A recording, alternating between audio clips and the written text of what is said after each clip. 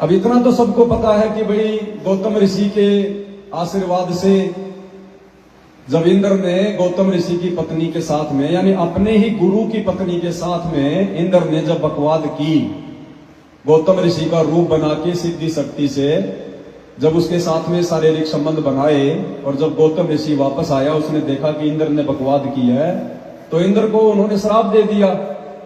और उधर से उसने गुस्से में आकर अपनी पत्नी को भी श्राप दे दिया, सच्चाई को जाने बिना।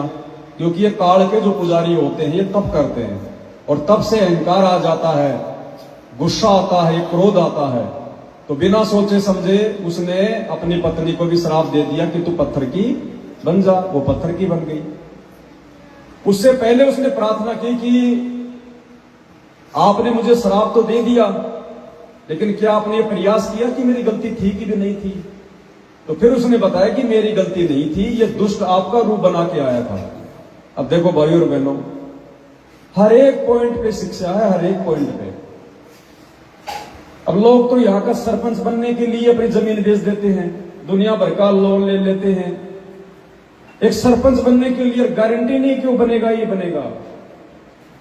और गुरुदेव कहते हैं इंद्र दा राज कागदा भिष्टा ना भोगा, कि हम भक्तों ने तो इंद्र का राज्य भी नहीं चाहिए, अगर फ्री में दे तो भी थूक के चलो।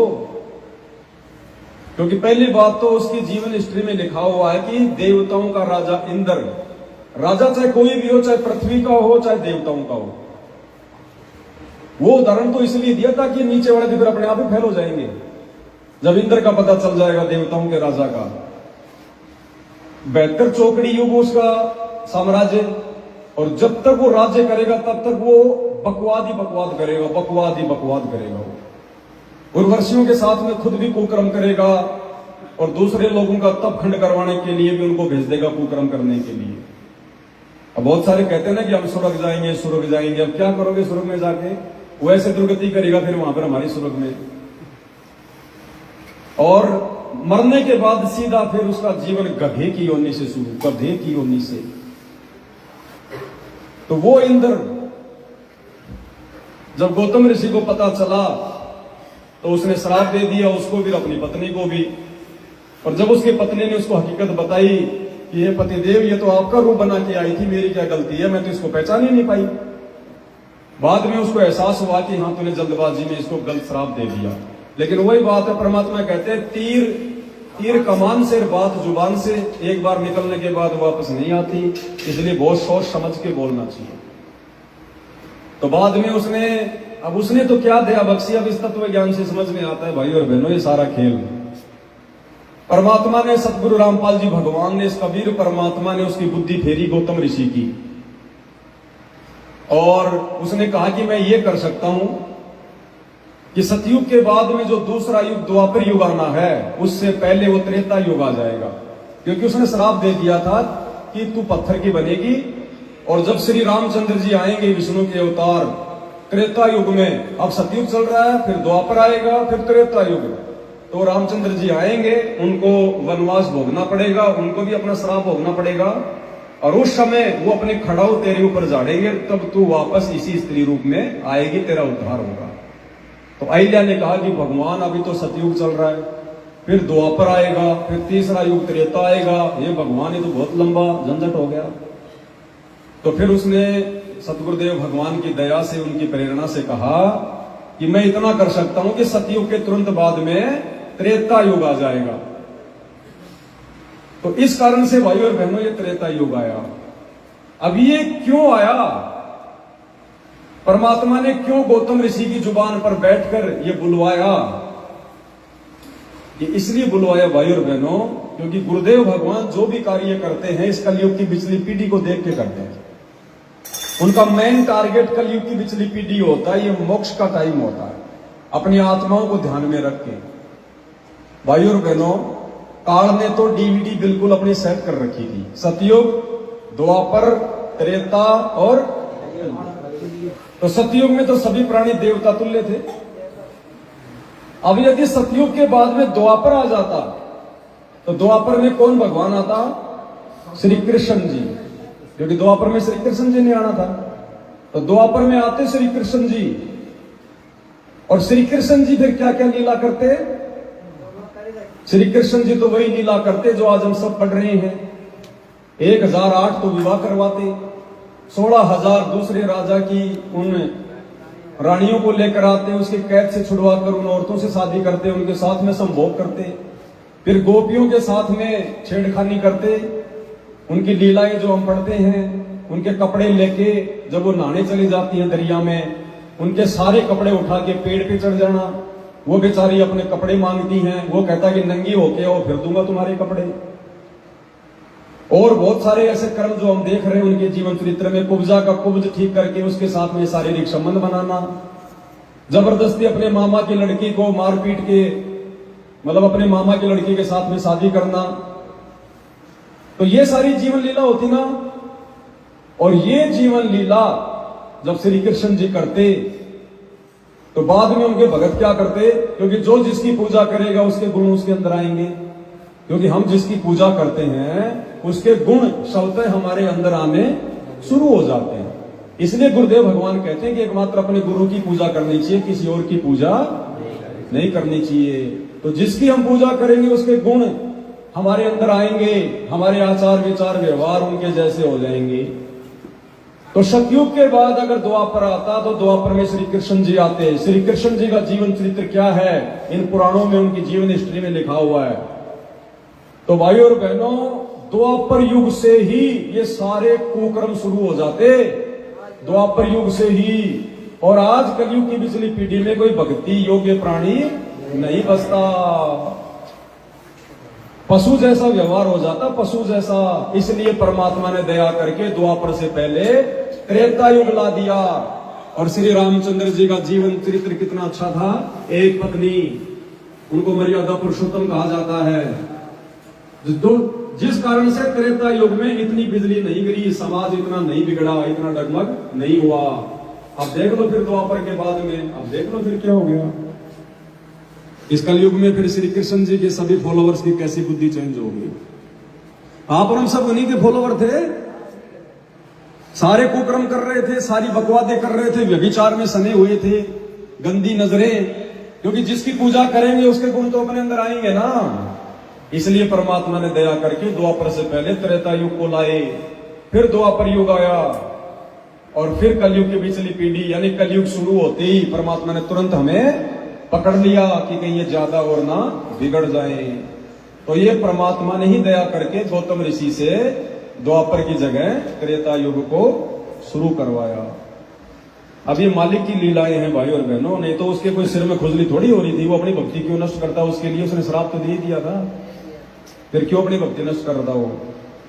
और आगे चल के वो खड़ाओ भी सतगुरु रामपाल जी भगवान ने जाड़ी, रामचंद्र जी के कहां बस की बात है, खड़ा होगा है।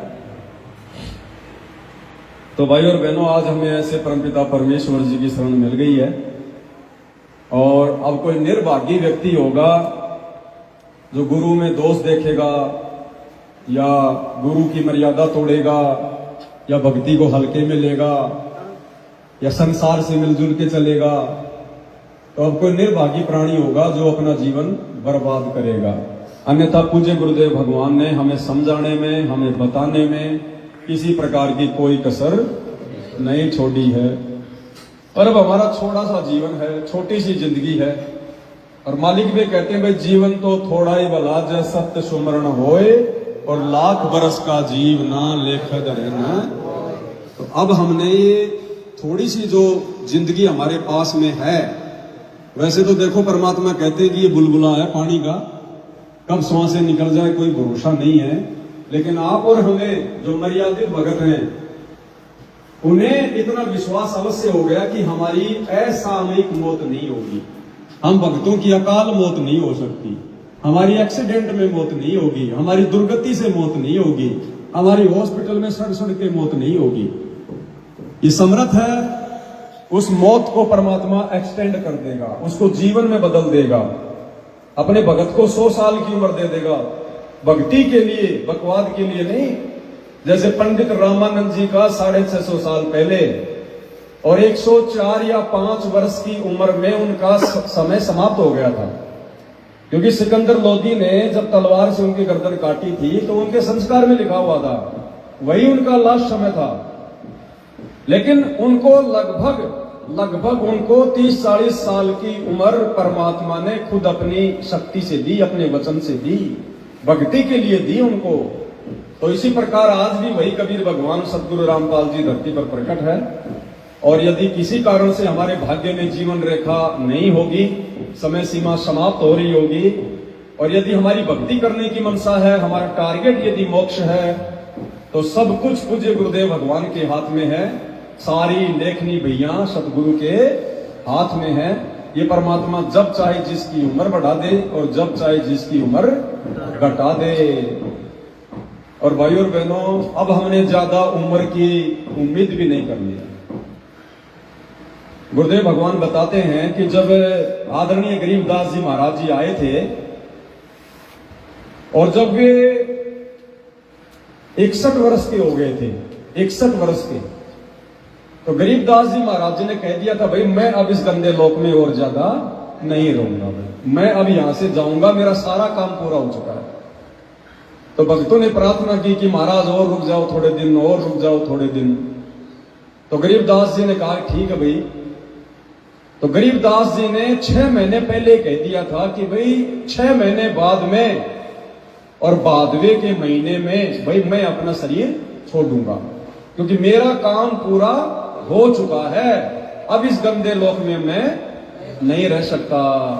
गुरुदेव ने बताया कि जो प्राणी एक बार उस सुखमय लोक को, सुख सागर को अपनी आंखों से देख लेता है, उसका फिर यहां जी लग नहीं सकता।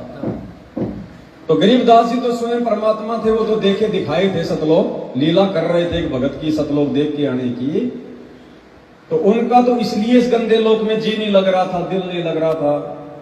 और भाइयों और बहनों, अब हमें गुरुदेव भगवान ने तत्व ज्ञान वाली आंखों से वो सतलोक दिखा दिया, ये गंदा लोक दिखा दिया। तो अब हमारा इस आधार से यहाँ पर दिल नहीं लगना चाहिए, हमारा जी नहीं लगना चाहिए। और गरीबदास जी के इस वचन से हमने शिक्षा लेनी चाहिए। गरीबदास जी ने कहा कि भाई मेरा काम पूरा हो चुका है, मैं इस गंदे लोक में अब और ज्यादा। तो भाइयों और बहनों, मात्र 61 साल की उम्र थी, आज से 300 साल पहले युवा थे, युवा। इस भक्ति में जरूरी नहीं है कि 80 साल का होंगे तो मरेंगे, 100 साल के होंगे तो मरेंगे। ये हम भक्तों के ऊपर डिपेंड है कि हम कितना जल्दी अपने कार्य को पूरा करते हैं, अपनी जिम्मेदारियों से हम पीछा छुड़वाते हैं। ये हम भक्तों के ऊपर है। अगर हम कल ही तैयार हो गए, यदि हमने कल ही अपनी सारी जिम्मेदारियों से पीछा छुड़वा लिया और सतलोक जाने का मानस बना लिया, ज्ञान को आधार बना के, तो परमात्मा तो तैयार बैठे हैं। उन्हें जरूरी नहीं है कि भगत 80 साल का होगा तब सतलोक ले जाऊंगा, या 100 साल का होगा तब ले जाऊंगा। तो एक बहुत बड़ी हमें शिक्षा मिलती है। हम भक्तों ने उम्र के हिसाब से नहीं चलना, हम भक्तों ने कम से कम समय में ज्यादा से ज्यादा भक्ति करके, अपने भाव बना के, गुरु को प्रसन्न करके, और हमने इस गंदे लोक से पीछा छुड़वाना है कि हे परमपिता परमेश्वर, मेरी जिम्मेदारी पूरी हुई। हे परमात्मा, अब मेरा यहाँ कोई काम बाकी नहीं है। ना मैंने कोई भात भरना, ना कोई छुच्छक भरना, ना मैंने कोई मकान बनाना, ना कोई प्लाट लेना, ना कोई खेत खरीदना, ना परमात्मा मेरे अंदर कोई राजा महाराजा, कोई सरपंच बनने की इच्छा। हे परमात्मा, मेरा काम पूरा हुआ, आपने इस आत्मा को जगा दिया, आपने जागृत कर दिया। हे मालिक, बाकी जो परिवार के सदस्य वो आपके बच्चे हैं, आपके बालक हैं, वो आपकी शरण में है। हे भगवान, उनका जीवन निर्वाह कैसे होगा, कैसे नहीं होगा, ये जिम्मेदारी आपकी है, ये आपने देखना है। मैं भी तो आप ही के आशीर्वाद से जिम्मेदारी निभा रहा था। तो भाइयों और बहनों, अब हमने पीछे मुड़ के नहीं देखना कि मेरे बच्चे छोटे हैं, मेरे बच्चों का कोई काम धंधा सेट नहीं हुआ है, अभी तो मकान कच्चा है, पक्का बनाना है। कुछ भी नहीं सोचना है हमने, कुछ भी। परमात्मा कहते हैं, यो गुरु ज्ञान विज्ञान वाणी जीवित ही जग में। तो जितना जल्दी हम जीवित मरने की और अपनी जिम्मेदारियों से पीछा छुड़ाने की कोशिश करेंगे, परमात्मा उतना ही जल्दी हमें सतलोक लेकर जाएंगे। और मालिक कहते हैं, जीवन तो थोड़ा ही भला, जय सत्य सुमरण होए, और लाख बरस का जीव ना लेखे धरे ना। और जिस भगत की इस प्रकार से सोच बदल जाएगी, तो फिर परमात्मा कहते हैं, तुम कर दो पल में पार हो जाता रे, तुम कर दो पल में पार हो जा।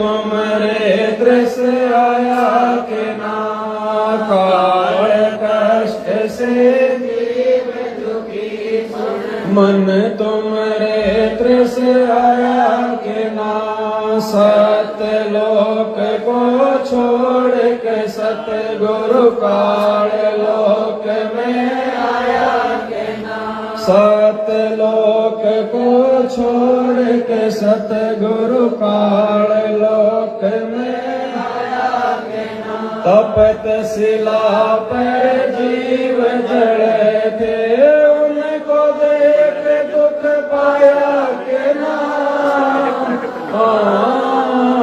वहाँ खूब हुई तकरार निरंजन,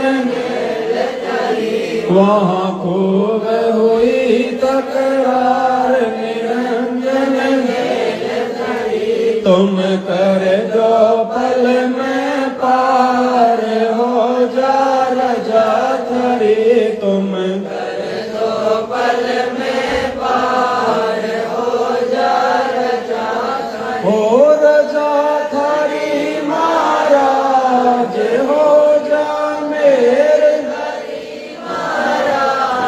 हो जा रजा थरी, तुम कर दो पल में पार हो जा रजा थरी, तुम कर दो पल में पार हो जा रजा थरी, प्रथम आए ब्रह्मलोक में ब्रह्मा जी समझाया के ना, प्रथम आए ब्रह्मलोक में ब्रह्मा जी समझाया के ना, विष्णु जी को शरण में लेके चरणों के मालाए के ना, विष्णु जी को शरण में लेके चरणों के मालाया के ना, शिव शंकर को शेष बना के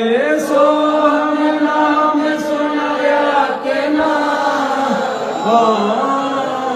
थारी खूब हुई जयकार पहुँचे शिवपुरी, थारी खूब हुई जयकार पहुँचे शिवपुरी, तुम कर दो पल में पार हो जा रजा थारी, तुम कर दो पल में पार हो जा रजा थारी, हो रजा थारी महाराज हो जा मेरे थारी महाराज हो जा रजा थारी, तुम कर दो पल में पार हो जा रजा थारी, तुम कर दो पल में पार हो जा रजा थारी, लहर तारा में कमल के फूल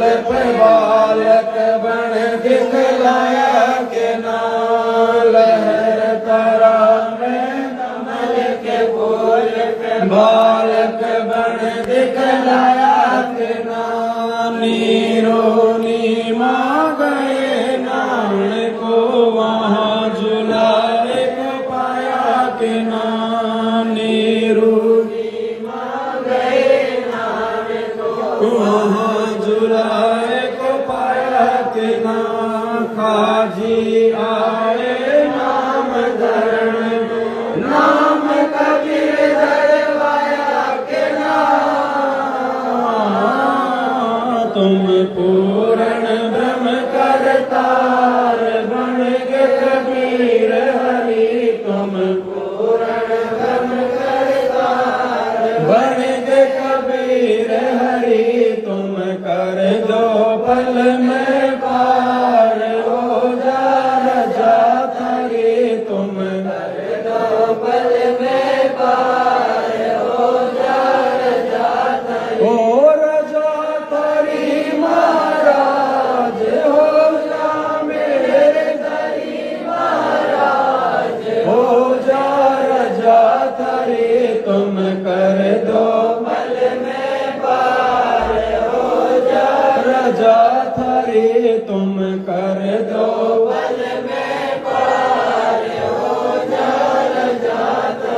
मथुरापुरी में धर्मदास को आके आप चिताया के नाम। मथुरापुरी में धर्मदास को आके आप चिताया के नाम। कर्म कांड में उलझा रानी सतमार्ग दिखलाया के नाम। कर्म कांड में उलझा रानी सतमार्ग दिखलाया के नाम। ब्रह्मांड 21 ये राज काल का न्यो सुन के लड़काया के नाम। तुमने दे दिया सबद सार गीता दूर गई। तुमने दे दिया सबद सार गीता दूर धरी। तुम कर दो बल में पार हो जा रजा धरी। तुम कर दो बल में पार हो जा रजा धरी। हो रजा धरी महाराज हो जा मेरे धरी महाराज हो जा रजा धरी। तुम कर दो बल में पार हो जा रजा धरी। तुम कर दो बल में पार हो जा रजा धरी।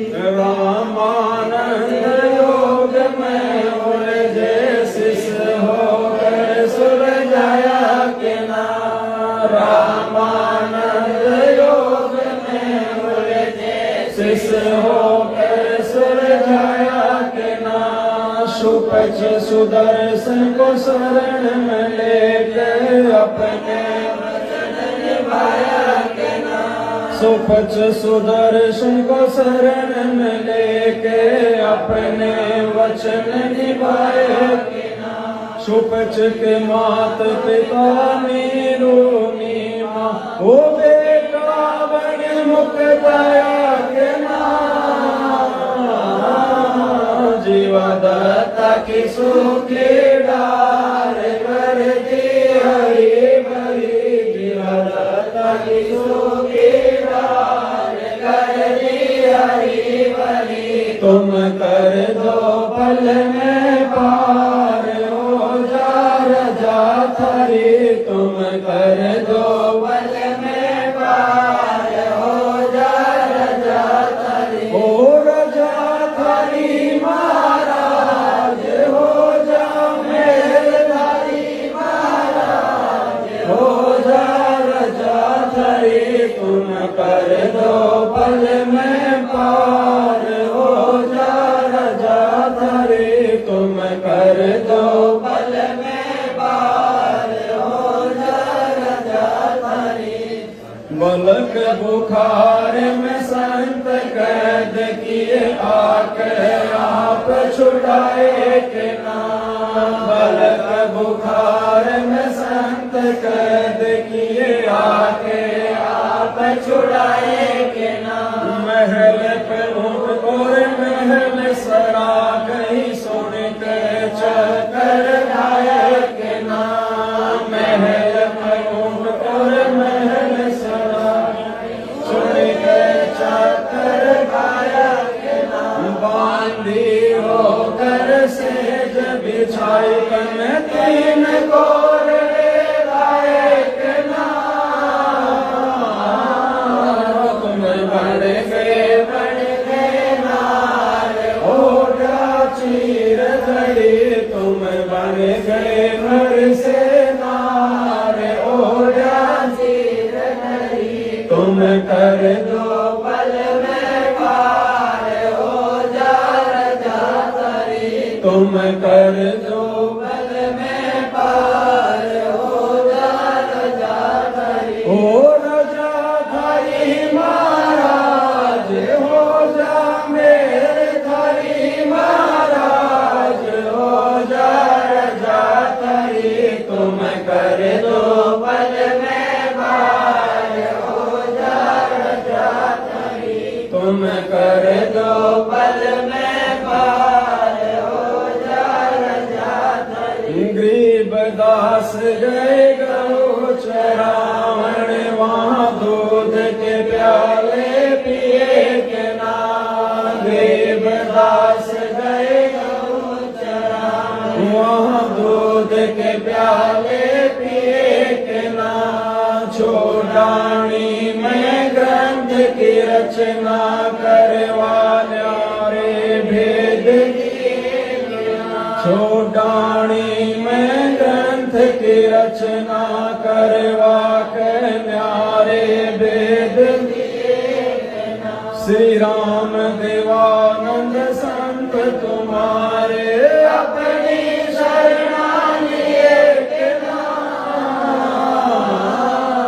दिया राम पाल उतार। देख शब्द जड़ी दिया राम पाल उतार। देख शब्द जड़ी तुम कर दो पल में पार। हो जा रजा थरी तुम कर दो पल में पार। हो जा रजा थरी हो रजा थरी महाराज। हो जा मेरे थरी महाराज। हो जा रजा थरी तुम कर दो पल में पार। हो जा रजा थरी तुम कर दो पल में पार। हो जा रजा थरी। बंदी छोड़ सतगुरु रामपाल जी भगवान की जय हो। छोड़ सतगुरु रामपाल जी भगवान की जय हो। बंदी छोड़ सतगुरु